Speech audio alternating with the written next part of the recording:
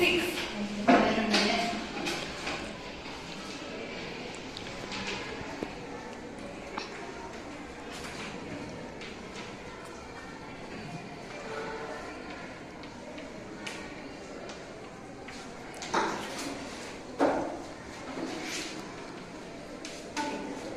Last ക്ലാസ്സിൽ എന്താ പഠിച്ചെന്ന് ഓർമ്മയുണ്ടോ? നമ്മുടെ ലാസ്റ്റ് ക്ലാസ്സിൽ തേർഡ് ലാ ഓഫ് മോഷൻ നമ്മൾ എന്താ പഠിച്ച ലാസ്റ്റ് ക്ലാസ്സിൽ? Newton's third law. എന്തായിരുന്നു Newton's third law? Equal and opposite reaction. Okay, എന്താണ് ഒരു reaction? there is an equal and opposite reaction. അപ്പൊ ഇന്നത്തെ ക്ലാസ്സിൽ നമ്മൾ ഡിസ്കസ് ചെയ്യാൻ പോകുന്നത് ന്യൂട്ടന്റെ ആ ലോയിലെ രണ്ട് ടേംസ് ഉണ്ടല്ലോ, ആക്ഷനും റിയാക്ഷനും. അപ്പൊ ആ രണ്ട് ടേംസ് നമ്മുടെ റിയൽ ലൈഫിൽ നമ്മൾ അറിഞ്ഞോ അറിയാതെയോ ഏതെങ്കിലും രീതിയിൽ ആപ്ലിക്കേഷൻ വരുന്നുണ്ടോ എന്നുള്ള കാര്യം നമ്മൾ കുറച്ച് എക്സാമ്പിൾസ് വെച്ചിട്ടാണ് നമ്മൾ ഇന്നത്തെ ക്ലാസ്സിൽ ഡിസ്കസ് ചെയ്യാൻ പോകുന്നത്. അപ്പൊ ഏതൊക്കെ ടേമാണ് നമ്മൾ നോക്കുന്നത്?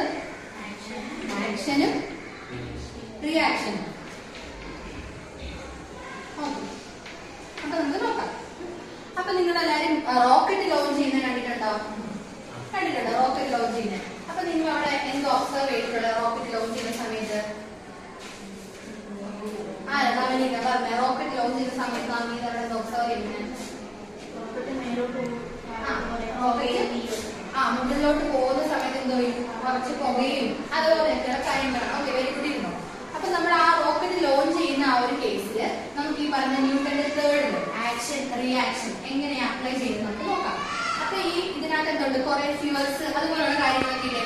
അപ്പൊ ഈ ഫ്യൂവൽസ് ഒക്കെ ബേൺ ചെയ്യുന്നതിന് ഫലമായിട്ട് എന്തോ ചെയ്യും? നമ്മുടെ എർത്തിലോട്ട് ആ ഫ്യൂവൽസ് ഒരു ഫോഴ്സ് എക്സേർട്ട് ചെയ്യും. ഓക്കെ, അപ്പൊ അതിന്റെ ഫലമായിട്ട് എന്തോ സംഭവിക്കും? ഒരു റിയാക്ഷൻ എന്തായാലും ന്യൂട്ടന്റെ ലോ വെച്ചവിടെ സംഭവിക്കണം അല്ലേ? അപ്പൊ അവിടുത്തെ റിയാക്ഷൻ എന്ന് പറഞ്ഞാൽ ഏതായിരിക്കും? എർത്ത് ഈ പറയുന്ന റോക്കറ്റിലോട്ട് എക്സേർട്ട് ചെയ്യുന്ന ഫോഴ്സ് ആയിരിക്കും എന്ന് പറയുന്നത് അവിടുത്തെ റിയാക്ഷൻ ഉണ്ട്. അപ്പൊ ആക്ഷൻ എന്തായിരിക്കും? ആ ഫ്യൂൾസ് ബേൺ ചെയ്യുന്നതിന് ഫലമായിട്ട് എർത്തിലേക്ക് എക്സേർട്ട് ചെയ്യുന്ന ഫോഴ്സ് എന്താണ്? അവിടുത്തെ ആക്ഷൻ ആണെങ്കിൽ എർത്ത് എന്ത് ചെയ്യുന്നുണ്ട്? റോക്കറ്റിലോട്ട് ഒരു ഫോഴ്സ് എക്സേർട്ട് ചെയ്യുന്നുണ്ട്. അതായിരിക്കും എന്ന് പറയുന്നത് അവിടുത്തെ റിയാക്ഷൻ എന്ന് പറയുന്നത്. ഓക്കെ അല്ലേ? അതാണ് റോക്കറ്റിന്റെ കേസിൽ പറയുന്നത്. ഇനിയിപ്പോ ഞാൻ കുറച്ചുകൂടെ നിങ്ങൾക്ക് ഫെമിലിയർ ആയിട്ടുള്ള വേറെ എക്സാമ്പിൾ, നിങ്ങൾ പബ്ജി ഫ്രീ ഫയർ പോലുള്ള ഗെയിംസ് ഒക്കെ കേട്ടിട്ടുണ്ടോ? കേട്ടിട്ടുണ്ടല്ലേ? അപ്പൊ അതിനകത്ത് കൂടുതലായിട്ട് യൂസ് ചെയ്യുന്ന എന്തായിരിക്കും? ഗണ്ണ് അല്ലെ? ഗണ്ണാണ്. ശ്യാമ അതുപോലെ ആ ഗെയിം ഒക്കെ കാണുമ്പോ ആ നമ്മളെന്താ ഫയർ ചെയ്യുന്ന സമയത്ത് ഗണ്ണ് ബാക്കിലേക്ക് വരുന്നതായിട്ട് ഒബ്സർവ് ചെയ്യാൻ പറ്റിയിട്ടുണ്ടോ? അപ്പൊ നമുക്ക് ശ്യാമിനി പറയുന്നല്ലോ അതിനകത്ത് ഏത് ആക്ഷൻ ഏതാ റിയാക്ഷൻ ഏതാന്ന് പറയാൻ പറ്റുമോ? ഗണ്ണ് പോകുന്നത് അവിടുത്തെ ആക്ഷനും ബാക്കിലേക്ക് വരുന്നതായിരിക്കും അവിടുത്തെ റിയാക്ഷൻ. അവിടുത്തെ ആക്ഷൻ റിയാക്ഷൻ ഏതാ?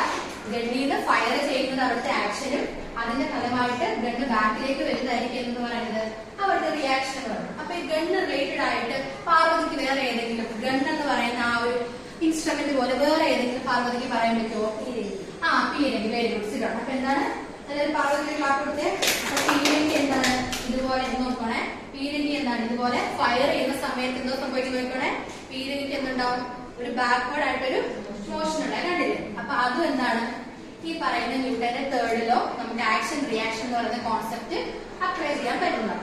ഇനി വേറെ എക്സ്പെരിമെന്റ് വെച്ചിട്ട് നമുക്ക് ന്യൂട്ടന്റെ തേർഡ് ലോ അപ്ലൈ ചെയ്യാൻ പറ്റുമോ നമുക്ക് നോക്കാം. ഓക്കെ, അപ്പൊ എക്സ്പെരിമെന്റ് കൂടി വാ.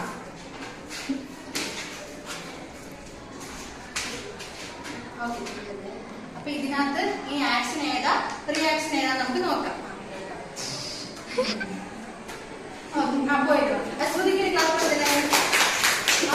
അപ്പൊ ഇതിനകത്ത് ആക്ഷൻ ഏതാ റിയാക്ഷൻ ഏതാ നമുക്ക് നോക്കണ്ടേ? അപ്പൊ ഇതിനകത്ത് ആക്ഷൻ ഏതാ റിയാക്ഷൻ ഏതാ കണക്ട് ചെയ്ത് പറയാൻ പറ്റുന്നുണ്ടോ? പറഞ്ഞു പോയത്. ഓക്കെ,